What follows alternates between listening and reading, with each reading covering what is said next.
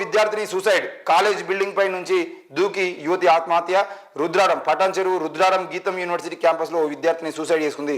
Engineering మొదటి సంవత్సరం చదువుతున్న రేణుశ్రీ శుక్రవారం సాయంత్రం బిల్డింగ్ పై నుంచి దూకింది. తలకు తీవ్ర గాయం కావడంతో అక్కడికక్కడ మరణించింది. ఆత్మహత్య గల కారణాలు ఏంటి అనేది తెలియాల్సి ఉంది. ఈ వార్త రేపు కనబడదు.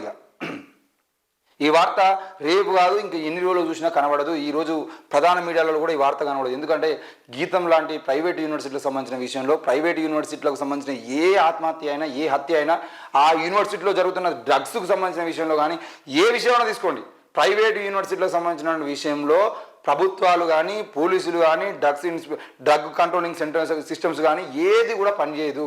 వాళ్ళ క్యాంపస్లోకి పోతారు, ఏదో ఎంక్వైరీ చేసినట్టు చేస్తారు, నలుగురు పోలీసులు ఆ ఫోటోలు దిగుతారు, బయటకు వస్తారు, మళ్ళీ సపరేట్ ఉంటారు. అదే యూనివర్సిటీలో డ్రగ్స్ తీసుకుంటున్నట్టు అదే యూనివర్సిటీలో ఎన్నో సినిమాలలో కూడా మనం చూపించారు. కానీ ఈ గీత యూనివర్సిటీలో ఒక అమ్మాయి చచ్చిపోతే ఎందుకు చచ్చిపోయింది, దీనికి కారణాలు ఏంది, ఎవరు మరి ఏంది అని చెప్పేసి ఆ యూనివర్సిటీ అధికారుల మీద కూడా చర్యలు తీసుకోవడానికి ప్రయత్నం కూడా జరగవు.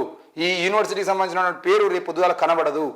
నిజానికి ఇంకా నయం, ఇవ్వాలన్న గీతం అని రాసి కానీ ఒక యూనివర్సిటీలో ఒక కాలేజీలో అని రాస్తారు. ఎందుకు అనంటే ఆ ప్రైవేటు కాలేజీలకు సంబంధించి, ప్రైవేటు యూనివర్సిటీలకు సంబంధించి, ప్రైవేటు విద్యాసంస్థలకు సంబంధించిన వార్తలు రాయాలంటే కూడా వీళ్ళకి రాసేటువంటి పరిస్థితి లేదు.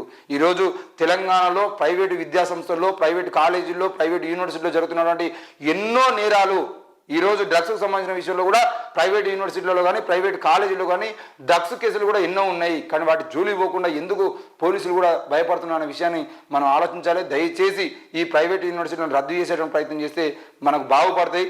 అలాగే ప్రభుత్వ యూనివర్సిటీలను బాగు చేసి ప్రైవేట్ యూనివర్సిటీలను రద్దు చేసేదంటే సరైన విద్య ఉంటుంది. ఆ ప్రైవేట్ యూనివర్సిటీలో జరిగేటువంటి అరాచకాలు కూడా తగ్గుతాయి అనే విషయాన్ని కూడా మనం ప్రభుత్వం దృష్టికి తీసుకుపోదాం.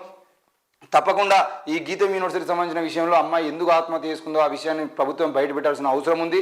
దయచేసి ఇట్లాంటి ఆత్మహత్యలను నివారించేటువంటి ప్రయత్నం కూడా ప్రభుత్వం చేయాలని చెప్పేసి మేము కోరుతా ఉన్నాం. Thank you.